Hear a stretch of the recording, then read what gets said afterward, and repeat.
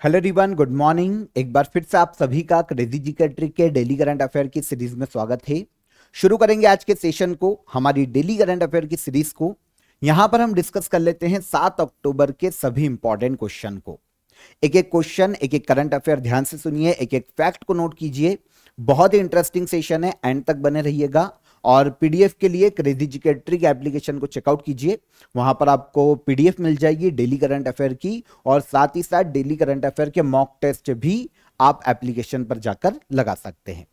तब तक हम चलते हैं हमारे पहले इंपॉर्टेंट क्वेश्चन पर। नोट कीजिएगा, क्वेश्चन इंपॉर्टेंट है। देखें, 2025 का मेडिसिन का नोबेल प्राइज किसे दिया गया। देखिए, 2025 में नोबेल प्राइज अनाउंस होना शुरू हो चुके हैं। इसी क्रम में पहला नोबेल अनाउंस किया गया है मेडिसिन का। और मेडिसिन का नोबेल, चिकित्सा के क्षेत्र का नोबेल इस बार 3 साइंटिस्टों को दिया गया संयुक्त रूप से। एक है मैरी ई ब्रुंको, एक है फ्रेड रैम्सडेल और एक है शिमोन साकागुची। इनमें से मैरी ई ब्रुंको और फ्रेड रैम्सडेल आते हैं यूएसए से। वहीं पर जब हम शिमोन साकागुची की बात करें तो ये आते हैं जापान से। कहां से? जापान से। तो संयुक्त रूप से इन तीनों को ही मेडिसिन का नोबेल प्राइज दिया गया है। यहां पर इनकी इमेज है तीनों की।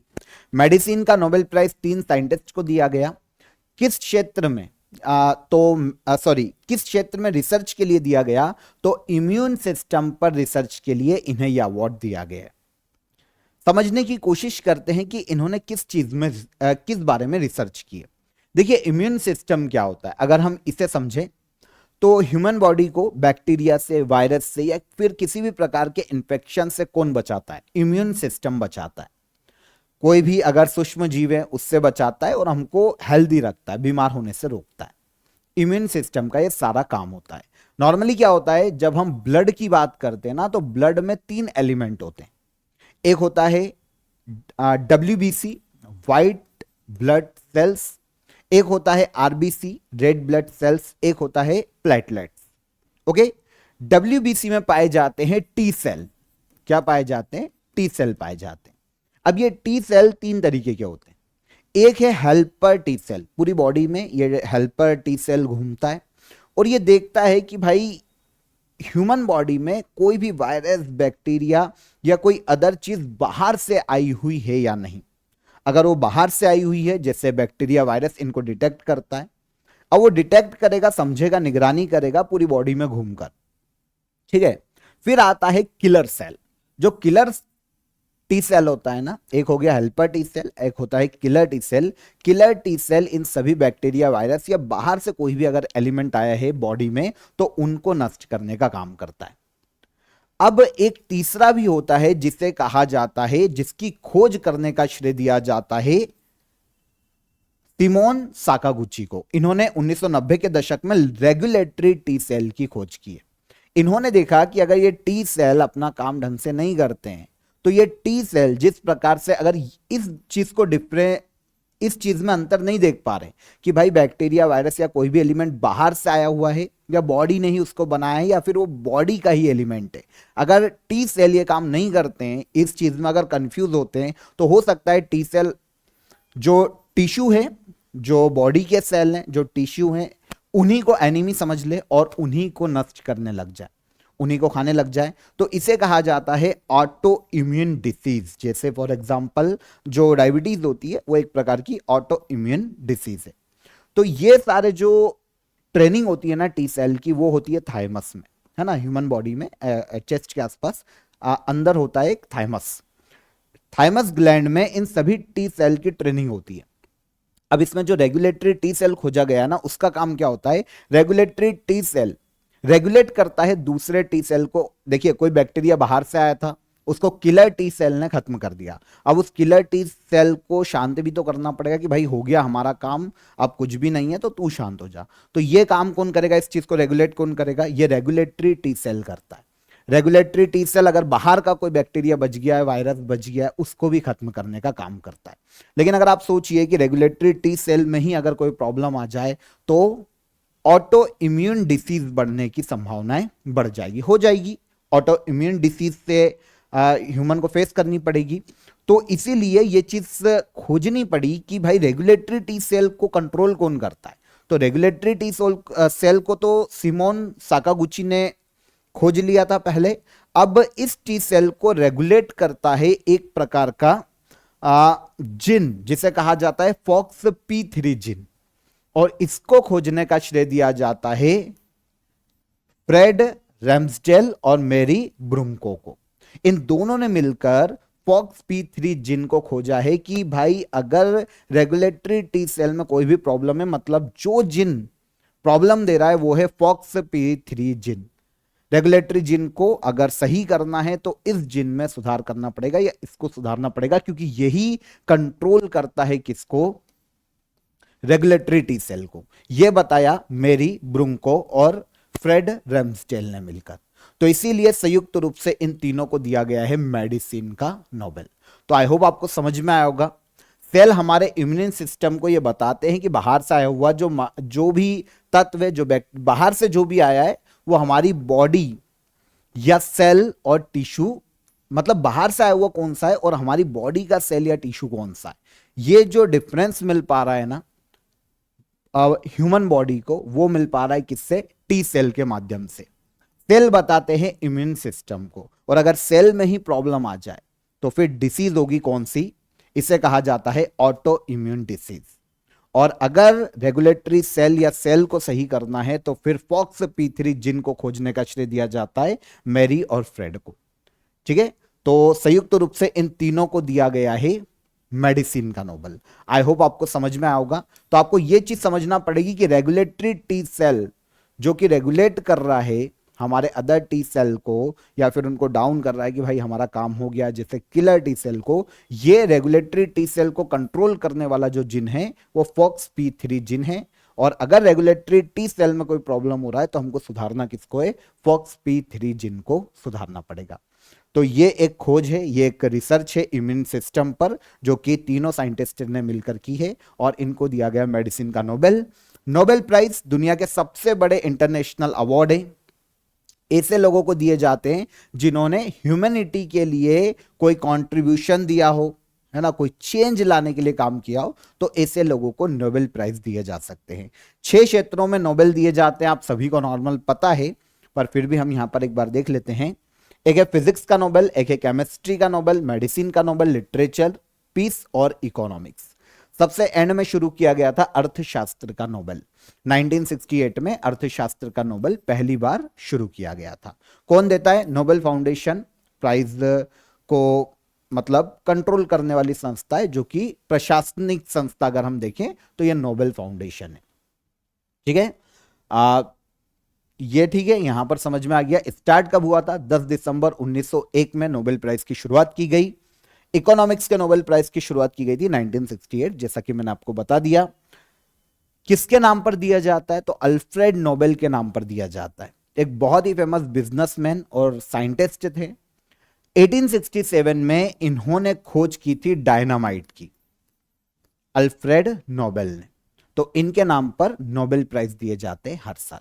आई होप समझ में आया होगा, इंटरेस्टिंग था। आगे बढ़िए। भारत के पश्चिमी तट पर एक्सरसाइज कोकण 2025 आयोजित किया जा रहा है। यह एक्सरसाइज भारत और किस देश के मध्य आयोजित की जाती है या की जा रही है। एक्सरसाइज कोकण, इसका आयोजन किया जाता है भारत और यूनाइटेड किंगडम के मध्य में। इंडिया और यूनाइटेड किंगडम की नेवी के मध्य में एक्सरसाइज कोकण आयोजित की जाती है। नॉर्मली ये हर साल आयोजित होता है, लेकिन अभी लास्ट टाइम 2023 में आयोजित किया गया था। वैसे तो हर साल होती है, लेकिन इसके पहले 2023 में हुई थी। तो 2025 में 5 से लेकर 12 अक्टूबर तक एक्सरसाइज कोकण का आयोजन किया जा रहा है इंडिया के वेस्टर्न कोस्टल एरिया में। जो हमारा पश्चिमी घाट का एरिया है, समुद्री क्षेत्र, वहां पर इस नेवल एक्सरसाइज का आयोजन किया जा रहा है। दोनों देशों की नेवी के मध्य में आपसी सहयोग स्थापित करना, दोनों देशों की नेवी के मध्य में सहयोग बढ़ाना, कॉपरेशन बढ़ाना, इस नेवल एक्सरसाइज को आयोजित किए जाने का मुख्य उद्देश्य है। 2 फेज में यह आयोजित किया जा रहा है, एक है हार्बर फेज और एक है सी फेज। जब ये 12 अक्टूबर को खत्म हो जाएगा तो एक दिन का और ज्वाइंट नेवल एक्सरसाइज की जाएगी, पर वो इतनी इंपॉर्टेंट नहीं है। आप तो एक्सरसाइज कोकण को ही याद रखो। इंडिया और यूके के मध्य में ये आयोजित की जाती है। 2025 से पहले 2023 में ये अरब सागर में ही आयोजित की गई थी। सबसे पहली बार इसकी शुरुआत की गई थी 2004 में। ऑफर ऑफ द डे आप सभी को बता देता हूं, आप सभी के लिए क्रेजी जी के ट्रिक यूट्यूब प्लेटफॉर्म पर मैराथन क्लास में लेकर आया था। 9 मंथ के सभी करंट अफेयर वहां पर मैंने आपको डिटेल में पढ़ाए। अगर आपने वीडियो नहीं देखा है तो चैनल को चेकआउट कीजिए, वहां पर आपको वीडियो मिल जाएगा, उसको देखिए। और इसके अलावा यहां पर आप मैराथन पैकेज को ज्वाइन कर सकते हैं। जितनी भी मैराथन 2024 में आई है, 2025 में करंट अफेयर की जितनी भी मैराथन अभी तक आई है और दिसंबर के एंड तक आएगी, उन सभी की पीडीएफ आपको यहां पर मिल जाएगी बायलिंगुअल। तो आप इसे ज्वाइन कर सकते हैं काफी अफोर्डेबल प्राइस में। सारे क्वेश्चन यहां पर जितने भी आपको मिलेंगे सब एग्जाम ओरिएंटेड क्वेश्चन है। आने वाली एग्जाम में आपको करंट अफेयर यहीं से आता हुआ दिखाई देगा। तो आप ज्वाइन कीजिए, चेकआउट कीजिए, नीचे लिंक दी है मैंने आपको डिस्क्रिप्शन में, वहां से आप इसे ज्वाइन कर सकते हैं। हेल्पलाइन नंबर भी है आपके लिए, इस पर कॉल कर दीजिए अगर आपको कोई भी हर्डल आता है तो। चलिए अगले क्वेश्चन पर आते हैं। चर्चित कोसी नदी जिसके कारण नेपाल और बिहार में बाढ़ आई है, वह किन देशों में होकर बहती है? कोसी रिवर नाम सुना होगा आपने, बिहार की शोक कहा जाता है। इस नदी का अगर हम उद्गम देखें ना तो ये अलग अलग छोटी छोटी शाखाओं से तिब्बत से निकल के आती है। तिब्बत के बाद नेपाल में आती है और नेपाल में जब मर्ज होती है तो इसको नाम मिलता है कोसी। फिर ये आती है इंडिया में, बिहार राज्य में, और फिर ये गंगा नदी में जाकर मिलती है। गंगा की ट्रिब्यूटरी है इंडिया में। तो यहां पर हमें जो ऑप्शन मिल रहा है वो इंडिया और नेपाल का है। तो इंडिया और नेपाल में बहती है कोसी नदी। इस नदी में अभी उत्तर भारत में बाढ़ के कारण नेपाल और बिहार राज्य में फ्लड देखने को मिला है। काफी बाढ़ आई है, काफी बुरा हाल देखने को मिला है। नॉर्मली इंडिया में अगर हम देखें तो बिहार में, नेपाल भी काफी प्रभावित हुआ है। इसे बिहार की शोक कहा जाता है क्योंकि हर साल लगभग इसमें बाढ़ देखने को मिल जाती है। तो बिहार की शोक कहलाती है कोसी नदी। नेपाल और आसपास के रीजन का जो क्षेत्र है नेपाल और उसके आसपास, इसे सप्तकोशी के नाम से भी पुकारा जाता है। अगर आप यहां पर मैप में देखेंगे तो आपको ये दिखेगा कि ये जो तिब्बत का क्षेत्र है छोटी छोटी शाखाओं से होकर ये आती है और उसके बाद ये नेपाल में इंटर होती है। नेपाल में से कोसी का नाम मिलता है और फिर ये इंडिया में आती है बिहार में, और बिहार में ये गंगा नदी में आकर मिलती है, गंगा की सहायक नदी। तो चाइना, नेपाल, इंडिया, तिब्बत क्षेत्र में बहाव क्षेत्र देखने को मिलता है। नेपाल और तिब्बत के हिमालय में 3 रिवर से मिलकर यह बनती है। 3 रिवर में सन कोसी, अरुण कोशी और तामूर कोशी देखने को मिलती है। इन तीनों का मिश्रित रूप है। 729 किलोमीटर इसकी लंबाई है। बिहार में आकर यह मिल जाती है गंगा नदी से। अदर रिवर जिसको इंडिया में कुछ नाम दिया जाता है जो कि एग्जाम के पॉइंट ऑफ व्यू से इंपॉर्टेंट है, तो दामोदर नदी को बंगाल की शोक कहा जाता है, ब्रह्मपुत्र नदी को असम की शोक कहा जाता है, महानदी ओडिशा की शोक कहलाती है, गोदावरी को वृद्ध गंगा या दक्षिण गंगा के नाम से पुकारा जाता है, कावेरी नदी दक्षिणतम गंगा के नाम से जानी जाती है या फिर इसे वहां पर लोकल क्षेत्र में दक्षिण भारत में पोन्नी भी कहा जाता है, पेरियार नदी को केरल की जीवन रेखा कहा जाता है, नर्मदा एमपी की जीवन रेखा है, कोयना और गोदावरी महाराष्ट्र की जीवन रेखा कहलाती है। 2025 वर्ल्ड पैरा एथलेटिक्स चैंपियनशिप की फाइनल मेडल टेली में भारत की रैंक क्या है? वर्ल्ड पैरा एथलेटिक्स चैंपियनशिप हाल ही में इसका आयोजन किया गया। इसकी फाइनल मेडल टेली में इंडिया को 10वीं रैंक पर रखा गया है, 10th रैंक पर। हालांकि 10वीं रैंक है, लेकिन इस चैंपियनशिप में इंडिया का अभी तक सबसे बेस्ट परफॉर्मेंस यही है। तो आयोजन कहां हुआ था? 27 सितंबर से लेकर 5 अक्टूबर तक नई दिल्ली में इसका आयोजन किया गया था, वर्ल्ड पैरा एथलेटिक्स चैंपियनशिप का। यहां पर यह चैंपियनशिप का इस बार 12वां एडिशन है। पहली बार है कि साउथ एशिया के किसी देश में वर्ल्ड पैरा एथलेटिक्स चैंपियनशिप का आयोजन किया जा रहा है और यह आयोजन किया गया नई दिल्ली में। इंडिया ने टोटल 22 मेडल अपने नाम किए, 6 गोल्ड, 9 सिल्वर और 7 ब्रॉन्ज मेडल हमने जीते और मेडल टेली में हमने 10वां स्थान प्राप्त किया। ठीक है, भारत के इस कंपटीशन में अब तक की सबसे बेस्ट परफॉर्मेंस। पहले नंबर पर कौन वर्ल्ड पैरा एथलेटिक्स चैंपियनशिप में? तो पहले पर आया ब्राजील, सेकेंड पर है चाइना। ठीक है, एक न्यूट्रल पैरालंपिक एथलीट्स जो अलग से खेलते हैं, वो उनको कोई रैंक नहीं दी गई है। तो तीसरे नंबर पर है ईरान। ब्राजील पहले नंबर पर। इंडिया की रैंक पूछी जाएगी ब्राजील के बाद तो यह हो जाती है 10वीं rank. World para athletics championship athletics का एक कंपटीशन है, हर 2 साल में आयोजित किया जाता है। वर्ल्ड पैरा एथलेटिक्स इसका आयोजन करवाता है और शुरुआत की गई थी 1994 में, 1994 से यह आयोजित किया जा रहा है। बॉर्डर रोड ऑर्गेनाइजेशन ने लद्दाख में दुनिया की सबसे ऊंची सड़क का निर्माण किया है। यह जो नई सड़क है, इंडिया की सबसे ऊंचाई पर स्थित या दुनिया की सबसे ऊंचाई पर स्थित सड़क, इसकी ऊंचाई कितने फीट है? तो ये ऑलमोस्ट 19,400 फीट की ऊंचाई पर बनाई गई है। दुनिया की सबसे ऊंचाई पर स्थित सड़क निर्माण किया है बॉर्डर रोड ऑर्गेनाइजेशन ने। ठीक है, हमारा जो बॉर्डर एरिया है उसमें रोड का निर्माण करना, सड़क कंस्ट्रक्शन का काम करना, यह बॉर्डर रोड ऑर्गेनाइजेशन की जिम्मेदारी। इसने लद्दाख का एक पास है, मिगला पास, लद्दाख में देखने को मिलता है। यहां पर वर्ल्ड की सबसे ऊंचाई पर स्थित सड़क का निर्माण किया है। और अगर इसकी ऊंचाई देखें तो 19,400 फीट इसकी ऊंचाई है। अगर मीटर में कन्वर्ट करते तो 5,913 मीटर ऑलमोस्ट इसकी ऊंचाई है समुद्र तल से। दुनिया की सबसे ऊंचाई पर स्थित सड़क भारत के किस राज्य में, क्वेश्चन ऐसा आता है तो ये लद्दाख में देखने को मिलेगी। किस पास में? तो मिगला पास। इसके पहले दुनिया की जो सबसे ऊंचाई पर स्थित रोड थी ना, वो भी लद्दाख में ही थी।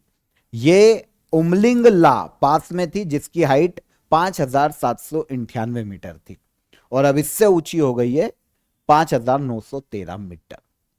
तो यहां पर 2 पास के नाम आए हैं, एक मिगला पास लद्दाख का, लद्दाख के लेह में स्थित है। लेह जिले को लिकारु विलेज, लेह जिले में एक लिकारु विलेज है और इसको आर्मी के फुकची बॉर्डर आउटपोस्ट से जोड़ने का काम करता है। बॉर्डर एरिया में देखने को मिलता है मिगला पास लद्दाख। और एक और है उमलिंगला, ये लद्दाख के 2 विलेजेस को आपस में कनेक्ट करता है, तो लद्दाख में ही ये भी देखने को मिलता है। अदर इंडिया के जो मेन पास है जो कि एग्जाम के पॉइंट ऑफ व्यू से पूछे जाते हैं, एक बनिहाल दर्रा जम्मू कश्मीर में, जम्मू को श्रीनगर से जोड़ता है। फिर आता है बड़ाला चाला पास हिमाचल प्रदेश में, हिमाचल के लाहौल जिले को लद्दाख से कनेक्ट करने का काम करता है। बोमडीला पास अरुणाचल प्रदेश राज्य में, यह तवांग को भारत के बाकी हिस्सों से जोड़ने के लिए एक बहुत ही पूर्वोत्तर भारत में एक बहुत ही स्ट्रेटेजिक पास माना जाता है, बोमडीला अरुणाचल प्रदेश राज्य में। फिर आता है दिहांग पास, यह भी अरुणाचल प्रदेश राज्य में है, भारत को तिब्बत से कनेक्ट करता है। फिर एक जेपला पास आता है सिक्किम में, जो जेपला के नाम से जाना जाता है, यह भारत और तिब्बत को कनेक्ट करता है। और एक नाथुला पास, यह भी बहुत फेमस है, नाथुला दर्रा भारत के सिक्किम में। कैलाश मानसरोवर की यात्रा के लिए एक पास है, इंडिया के सिक्किम के क्षेत्र को तिब्बत से यह भी कनेक्ट करता है। National conference and exhibition on corporate social responsibility सम्मेलन का 2nd एडिशन कहां आयोजित किया गया? तो एक कॉन्फ्रेंस है, national conference and exhibition on corporate social responsibility, इसका आयोजन किया गया नई दिल्ली में, भारत की राजधानी में। नई दिल्ली में यह कॉन्फ्रेंस और एग्जीबिशन 6-7 अक्टूबर को आयोजित किया गया, मतलब आज ये खत्म हो जाएगा। आयोजन कौन करवा रहा है? Indian institute of corporate affair इसका आयोजन करवा रहा है, Indian institute of corporate affair. अच्छा, उद्देश्य क्या है? सोशल रिस्पॉन्सिबिलिटी के मुद्दे पर चर्चा करना। भारत में जितने भी उद्योग है, इंडस्ट्रीज है, उनको सोशल रिस्पॉन्सिबिलिटीज, जो हमारे कॉर्पोरेट है ना इंडिया में, उनको सोशल रिस्पॉन्सिबिलिटीज के बारे में बताना, उस पर चर्चा करना और उसके लिए इन्हें अवेयर करना। अब बात आती है सोशल रिस्पॉन्सिबिलिटी कॉर्पोरेट की क्या होती है। देखिए, नॉर्मली इंडस्ट्री या कॉर्पोरेट का काम क्या है? पैसा कमाना, है ना, बिजनेस करना, पैसा कमाना। लेकिन समाज के प्रति भी उनके कुछ दायित्व आ जाते हैं। जैसा वो समाज के लिए काम करेंगे, गरीबी को दूर करने के लिए काम करेंगे, पॉवर्टी के खिलाफ, पॉवर्टी कम करने के लिए प्रयास करेंगे, बाद देश में हेल्थ सेक्टर को बढ़ाने के लिए काम करेंगे, एजुकेशन, बच्चों के लिए एजुकेशन के लिए काम करेंगे, है ना। और काफ़ी सारी रिस्पॉन्सिबिलिटी होती है, गवर्नमेंट कार्यक्रम को बढ़ाने में काम करेंगे, गवर्नमेंट की सहायता करेंगे ताकि वो देश में जो भी सोशल वर्क गवर्नमेंट कर रही है वो कर पाए, तो इसके लिए फंडिंग देंगे। तो ये क्या होती है? सोशल रिस्पॉन्सिबिलिटी होती है कॉर्पोरेट की। तो इसी मुद्दे पर ये कॉन्फ्रेंस और एग्जीबिशन थी, नई दिल्ली में आयोजित की गई। इस बार ये 2nd एडिशन है। Leveraging CSR excellence for tribal development, ये थीम रखी गई थी इस कॉन्फ्रेंस की। वैसे कॉन्फ्रेंस की थीम नहीं पूछी जाती, तो आप तो ये याद कर लो कि इसका आयोजन नई दिल्ली में किया गया। किस हवाई अड्डे का नाम बदलकर भारतीय राजनेता डी.बी. पाटिल के नाम पर रखा गया? भारत में नवी मुंबई एयरपोर्ट जो कि महाराष्ट्र में है, इसका नाम महाराष्ट्र के एक नेता के नाम पर रखा गया है जिनका नाम है डी.बी. पाटिल, भारतीय राजनेता। तो नवी मुंबई एयरपोर्ट का नाम बदला गया और इसका नया नाम किया गया है लोक नेता दिनकर बालू पाटिल इंटरनेशनल एयरपोर्ट, शॉर्ट में DB. Patil international airport. Airport का अभी फर्स्ट फेज का ही इनॉग्रेशन किया गया है। जब ये पूरा बनकर तैयार हो जाएगा तो एशिया के टॉप जो बड़े एयरपोर्ट है उनमें गिना जाएगा। महाराष्ट्र का सबसे बड़ा जो एयरपोर्ट है वो छत्रपति शिवाजी महाराज इंटरनेशनल एयरपोर्ट, उसके बाद ये आया है दूसरे नंबर पर महाराष्ट्र का सबसे बड़ा एयरपोर्ट। तो भारत के पीएम ने हाल ही में इसका इनॉग्रेशन किया है, नवी मुंबई इंटरनेशनल एयरपोर्ट, और नाम किया गया DB. Patil international airport. Done. तो कहां पर है ये है राजगढ़ डिस्ट्रिक्ट महाराष्ट्र में, नवी मुंबई में। अडानी ग्रुप और महाराष्ट्र गवर्नमेंट ने मिलकर इसे डेवलप किया है। 1160 हेक्टेयर एरिया में यह फैला हुआ है। अब यहां पर डी.बी. पाटिल, वैसे मैं आपको बता ही चुका हूं, महाराष्ट्र के बहुत ही लोकप्रिय नेता है ना, एक समाज सुधारक, सोशल एक्टिविस्ट भी हैं। मुंबई के फार्मर्स के लिए काम करने के लिए काफी फेमस है, इसलिए इनके नाम पर एयरपोर्ट का नाम रखा गया। 1984 से 1989 तक ये 5 साल एमपी भी रहे महाराष्ट्र में। 17 साल बाद भारत में BWF वर्ल्ड जूनियर चैंपियनशिप का आयोजन किया जा रहा है। इसे किस राज्य में आयोजित किया जा रहा है? बैडमिंटन वर्ल्ड फेडरेशन का वर्ल्ड जूनियर चैंपियनशिप है, इसका आयोजन किया जा रहा है असम के गुवाहाटी में। कहां पर? गुवाहाटी, ठीक है ना। तो बैडमिंटन की ये चैंपियनशिप है, गुवाहाटी में आयोजित की जा रही है। जूनियर चैंपियनशिप है, BWF वर्ल्ड जूनियर चैंपियनशिप। 17 साल के बाद इसका आयोजन इंडिया में हो रहा है। आयोजन 6 से लेकर 19 अक्टूबर तक असम के गुवाहाटी में किया जा रहा है। इस बार ये 25वां एडिशन है। इसके पहले 17 साल पहले इंडिया में 2008 में इसका आयोजन किया गया था और अब 2025 में असम के गुवाहाटी में आयोजित किया जा रहा है। वैसे ये हर साल आयोजित होती है। 1992 में इसकी शुरुआत की गई थी और बैडमिंटन वर्ल्ड फेडरेशन, जो कि पूरे वर्ल्ड में बैडमिंटन को गवर्न करने वाला निकाय है, बैडमिंटन के लिए पॉलिसीज बनाने वाला निकाय है, ये इस चैंपियनशिप का आयोजन करवाता है।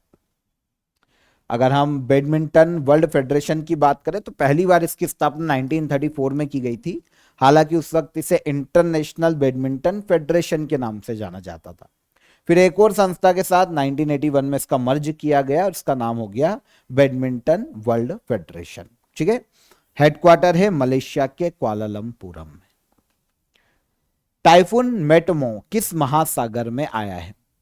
टाइफून मेटमो अभी देखने को मिला रिसेंटली हमको पैसिफिक ओशियन में, वेस्टर्न पैसिफिक ओशियन में। वैसे अधिकतर हमने जितने भी टाइफून या तूफान की बात की अभी कुछ समय में पिछले सेशंस में, अधिकतर हमको वेस्टर्न पैसिफिक ओशियन और साउथ चाइना सी में ही देखने को मिले।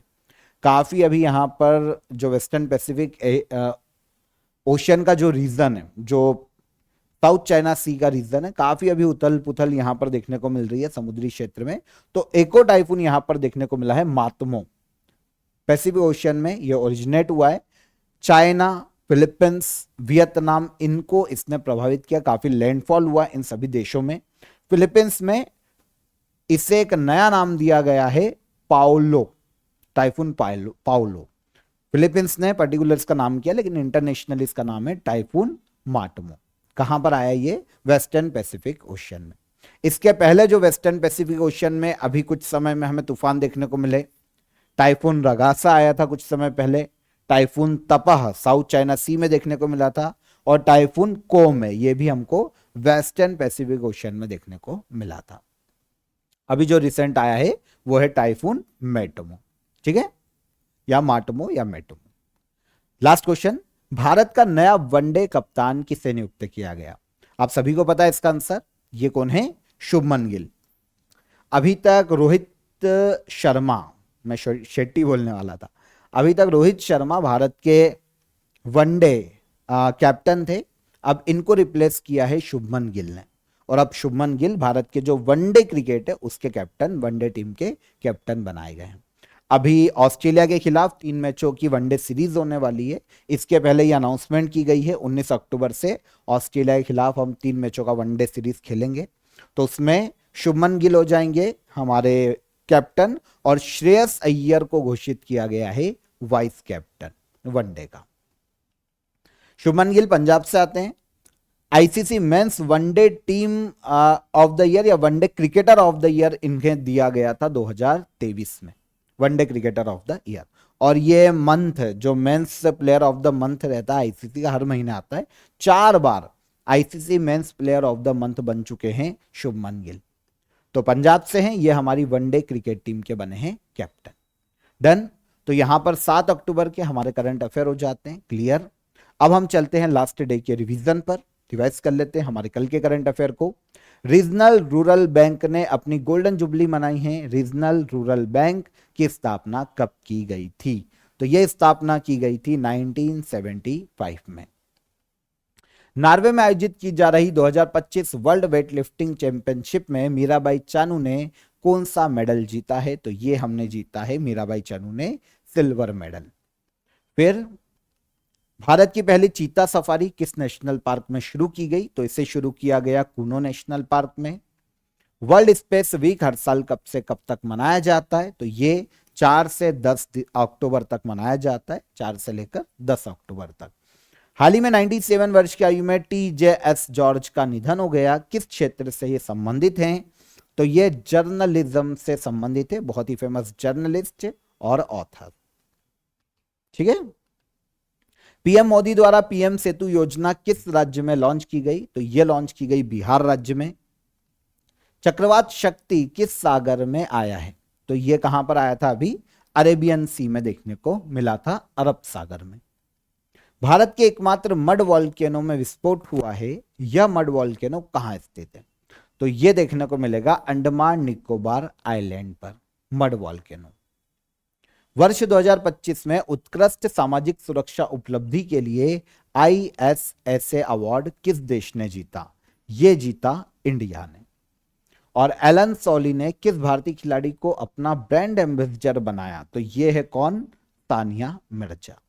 ये सारा करंट अफेयर कल के सेशन के थे, हमने रिवाइज कर लिए यहां पर।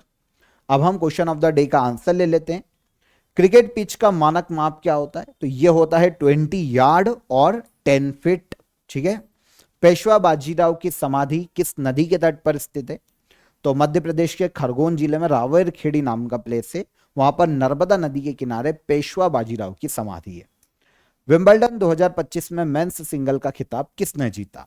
तो यह खिताब जीता जैनिक सिनर ने, मेन सिंगल विंबलडन 2025। ये हो गए हमारे कल के सेशन के current affair question of the day के आंसर। अब आज के question of the day. Coco Chanel किन 2 देशों के बीच समुद्री सीमा के रूप में कार्य करता है? सेकेंड क्वेश्चन, भारत में किसे कर्नाटक संगीत का जनक कहा जाता है? और किस खिलाड़ी ने लगातार तीसरी बार 2025 का बेलेंडी और फेमिनिन अवार्ड जीता? मतलब विमेन कैटेगरी का बेलेंडी और अवार्ड किसने जीता लगातार तीसरी बार? तीनों क्वेश्चन को पॉज करके आराम से देख लो, कमेंट में आंसर कीजिएगा। सेशन पसंद आया हो तो लाइक और शेयर कर दीजिए। एप्लीकेशन को चेकआउट कीजिएगा। डेली करंट अफेयर का मॉक टेस्ट आपके लिए फ्री ऑफ कॉस्ट है, वो लगाइए, और पीडीएफ भी आप वहीं से कलेक्ट कीजिए। कल फिर मुलाकात करेंगे नेक्स्ट डे के करंट अफेयर में। तब तक ख्याल रखिएगा अपना। जय हिंद, जय भारत।